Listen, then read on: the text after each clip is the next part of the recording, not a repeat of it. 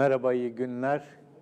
Bugün Cumhurbaşkanı Erdoğan'ın çok kullandığı bir deyişten hareketle bir yayın yapmak istiyorum. O birçok konuda kendi siyaset üslubunu özetlerken diklenmeden dik durmak olarak özetliyor. Bu aslında çok iyi bir tabir.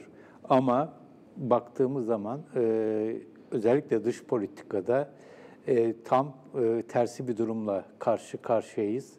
Burada bir diklenmeler yaşanıyor ama daha sonra gelen cevap üzerine o politikada ısrar edilemediği. Bu öteden beri yaşanan bir olay aslında. Suriye politikası bunun en bariz örneği. İlk aşamada Suriye'de iç savaş ilk çıktığı andan itibaren Türkiye'nin aldığı pozisyonlar, yapılan açıklamalar artık böyle unutulur gibi oldu ama birazcık arşive gidersek çok da geçmişe değil tabii. Ve bugün yapılan açıklamalar arasında çok büyük fark görürüz ve ilk aşamada büyük oynadı Türkiye. Çok iddialı çıkışlar yaptı, çok diklendi özellikle Esad rejimine karşı ve ona destek verenlere karşı ama şu aşamada gelinen noktada bu pozisyonun çok uzağında hatta 180 dereceye yakın dönüşler olduğunu görüyoruz. Rusya ile kriz, uçak düşürme krizi bunun en açık örneklerinden birisiydi. Orada da uçak düşürdükten sonra ilk günler yapılan sert açıklamalar, çok kendinden emin açıklamalar, meydan okumalar ama ardından Rusya'nın uyguladığı yaptırımların ışığında, yaptırımların ardından Rusya'dan özür dilenmesi ve ilişkilerin iyileştirilmesi ve önceki açıklamaların unutulmuş olması.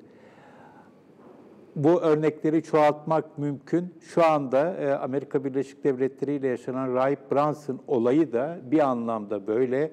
Henüz şu ana kadar Erdoğan'dan bu konuda en son yapılan yaptırım açıklamalarının ardından kimse Türkiye'yi tehdit edemez gibi açıklamalar yapmıştı ama özellikle iki bakana getirilen mal varlıklarına el koyma, mal varlıklarının olup olmadığının bir önemi yok. Önemli olan Türkiye'nin iki önemli bakanının hakkında böyle bir karara Amerika Birleşik Devletleri'nin almış olması.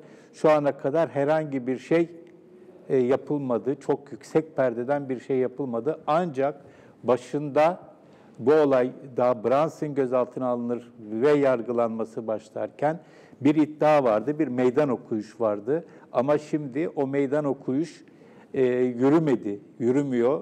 Bunu görüyoruz. Ve Hollanda ile daha önceki yaşanan bakan krizinde, bakanın Hollanda'ya sokulmaması vesaire gibi olaylar üzerinden yapılan açıklamaları hatırlayın.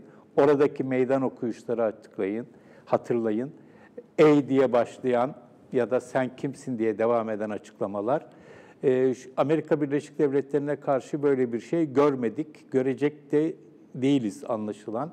Ve zaten bugün Pompeo ile Mevlüt Çavuşoğlu'nun görüşmesinin ardından, Singapur'daki görüşmenin ardından tarafların sorunları çözmek için çalışmaya devam edecekleri gibi çok yumuşak bir açıklama geldi. Burada bunu bir basit bir kelime oyunu olarak tarif etmek istemiyorum. Burada çok ciddi bir sorun söz konusu. Türkiye özellikle dış politikada bir dönem etkili olan bölgesel güç olma iddiası, liderlik iddiasıyla beraber çok ciddi bir takım meydan okuyuşlara yöneldi. Ama sonuçta şu ya da bu nedenle bu politika tabii ki esas olarak bu meydan okuyuşların yanlışlığı sonucunda bunların hemen hemen çoğunda geri adım atmak zorunda kaldı ama bu süre içerisinde çok ciddi bedeller ödendi. Şimdi demin sözünü ettiğim mesela Hollanda ile olan krizin ardından da aradan geçen bir süre sonrasında Hollanda ile artık karşılıklı bir anlaşma yoluna da gidildi, bereket. O tarihteki Avrupa ülkeleriyle, farklı Avrupa ülkeleriyle yaşanan krizlerin büyük bir kısmı aslında iç siyasete yönelik krizlerdi ve bunlar belli bir süre sonra artık ihtiyaç kalmadıktan sonra geri çekildi. Bu tür sonuç alınamayan meydan okuyuşlar, diklenmelerin ardından atılan geri adımlar Türkiye'de tam anlamıyla bir özgür bir medya ortamı olmadığı için, medya büyük ölçüde siyasi iktidar tarafından denetlendiği için çok gündeme gelmiyor ya da hiç gündeme gelmiyor. Bunların fikri takibi yapılamıyor. Özellikle bir takım şeyler hatırlatılmıyor. Tam bir dün dündür, bugün bugündür olayı yaşıyoruz. Burada yalnız başka bir husus var, o da şu. Muhalefetin de aslında özellikle de ana muhalefet partisinin de benzer bir tutumda olduğunu söylemek pekala mümkün. O da mesela CHP'nin son dönemde yaptığı en etkili yürüyüşlerden birisi, en etkili faaliyetlerden birisi adalet yürüyüşüydü. Gerçekten siyasi gündemi etkiledi, hatta belirleyebildi bir süreliğine. Ve buradaki temel argüman bence doğru bir argümandı. Türkiye'de bağımsız ve tarafsız bir yargının olmadığıydı. Enis Berberoğlu olayından hareketle yapılmıştı. Ama adalet konusunda şikayeti olan her kesimin açık ya da örtülü desteğiyle bayağı etkili bir hareket olmuştu. Ama şimdi bakıyoruz, Brunson olayından sonra CHP de İktidar Partisi ile beraber aynı pozisyonu alıyor. CHP lideri de işte Amerikalı iki bakanın benzer şekilde cezalandırılması gibi abes önerilerle bu milli ve yerli koroya katılıyor. Böyle bir telaş var. Yani iktidara yönelik diklenmelerinin ki büyük ölçüde zemin olarak baktığımızda, kalkış noktası olarak baktığımızda haklılık payı içeren birçok, özellikle demin sözünü ettiğim adalet konusunda, ama bir aşamadan sonra pozisyonunu değiştirip tamamen bambaşka bir çizgiye doğru evrilebiliyor. Mesela bu son olayda da yine HDP'ye çağrı bile yapılmamasına sesini çıkarmıyor. Tıpkı Yeni Kapı mitinginde olduğu gibi ya da dokunulmazlıkların kaldırılmasında olduğu gibi. Yani belli bir aşamada bir muhalefet çıkışı var, bir meydan okuyuş var. Ama daha sonra bir takım kaygılarla, daha çok milliyetçi kaygılarla pozisyonunu hemen değiştirme yaklaşımı var. O anlamda CHP'nin tabii ki farklı iki bağlam, ama muhalefetin de etkili bir şekilde bir dik durma içerisinde olduğunu söylemek, özellikle ana muhalefet partisinin söylemek mümkün değil. Olay milli, tırnak içinde milli bir olay söz konusu olduğunda, bu milli olayın, sorunun ortaya çıkmasında siyasi iktidarın sorumlulukları pekala göz ardı edilebilip hemen o koroya, o cepheye katılabiliyorlar. Bu dik durma meselesinde bir başka örnek, muhalefetten bir başka örnek Muharrem İnce aslında. Onu seçim öncesinde çok dile getirmiştim, biliyorsunuz, izleyenler biliyor. Erdoğan'la, Cumhurbaşkanı Erdoğan'la sürekli bir kapışma halinde bir seçim kampanyası yürüttük ki bence çok yanlıştı. Sürekli diklendi, Recep Bey diye hitap etti, onun hakkında videolar gösterdi seçim kampanyası sırasında ve doğrudan Tayyip Erdoğan'ı muhatap alarak ve ona Recep Bey diyerek bir kampanya yürüttü, dik bir kampanya yürüttü ve birçok kişi de onun bu diklenmesini, Erdoğan'a karşı diklenmesinden çok mutluluk duydu ve bu sefer bu iş oluyor duygusuna kapıldı. Ama sonra seçim gecesini saymıyorum. Seçim gecesi zaten adam kazandı oldu. O bir WhatsApp mesajıyla. Ertesi gün yaptığı basın toplantısında seçim kampanyasında dile getirdiği Recep Bey'in yerine Sayın Recep Tayyip Erdoğan ya da Sayın Erdoğan'a dönüştü olay ve orada da bu diklenmeyi sürdüremediğini net bir şekilde gördük.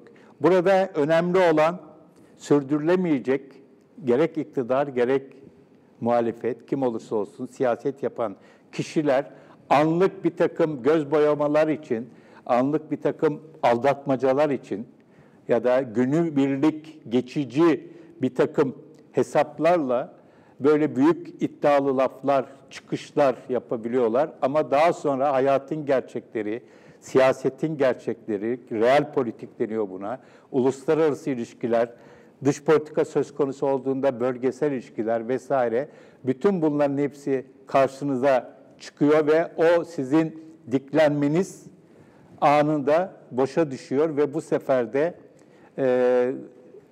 çok ciddi bir şekilde geri adımlar atmak zorunda kalıyorsunuz.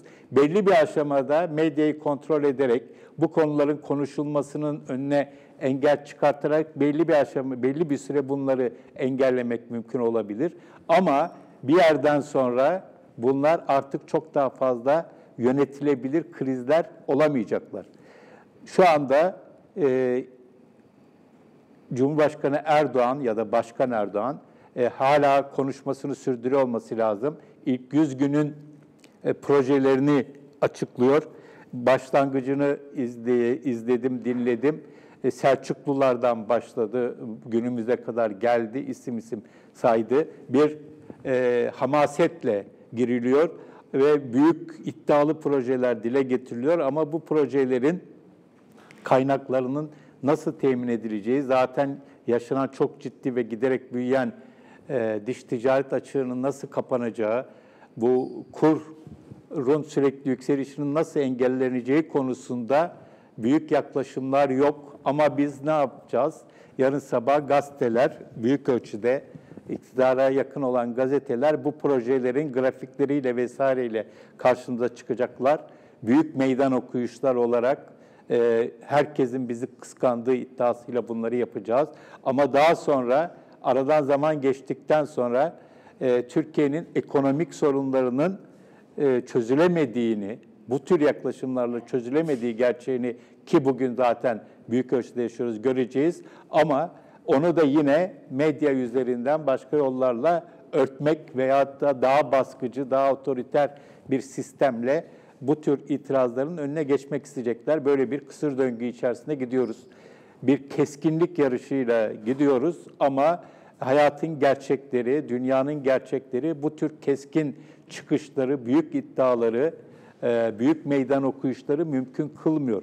Türkiye şu haliyle, bugünkü haliyle, kendi içerisindeki kutuplaşmasıyla, hukuk devletinden alabildiğine uzaklaşmasıyla, temel hak ve özgürlükler konusundaki çok ciddi sorunlarıyla bu büyük iddialı çıkışları yapabilecek bir ülke değil. Ne kadar iddialı çıkış yaparsanız, meydan okuyuş yaparsanız o kadar büyük geri adım atıyorsunuz. İktidarıyla, muhalefetiyle ülkemizin hali maalesef böyle. Evet, söyleyeceklerim bu kadar. İyi günler.